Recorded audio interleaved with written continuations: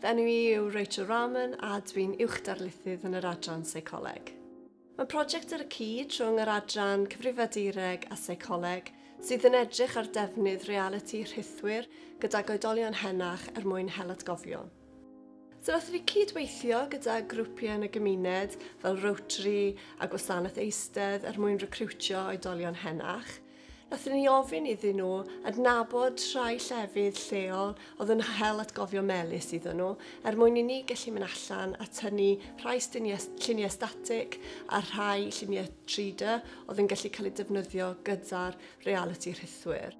Nathon ni wedyn gofyn i nhw siarad ni drwy eu atgofion wrth i nhw edrych ar y gwahanol mathau o lluniau mwyn i ni gweld yn gyntaf os oedd y technoleg yn derbyniol iddyn nhw, ond hefyd i gweld a oedd gwahaniaeth yn y ffordd o'n nhw'n siarad am yr atgofion yma.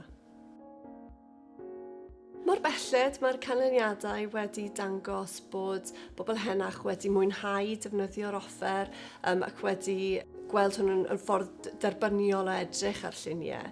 Ond yn ogystal, wrth i nhw drafod atgofion, welwn ni chydig bach o gwahaniaeth yn y ffordd o'n nhw'n trafod hyn yn dibynnu ar pa fath o lluniau nhw'n edrych arno. Gyda lluniau static yn tueddu i bod nhw'n sôn am achlasuron enghraifft, ond unwaith o'n nhw'n defnyddio realiti rhithwir, o'n nhw'n fwy debygol o sôn am y synhwyrau oedd yn digwydd a'r teimladau oedd yn cyd-fynd ar y chlasuron yma. Felly nawr dyn ni'n gwybod bod hwn yn ffordd derbyniol i bobl henach.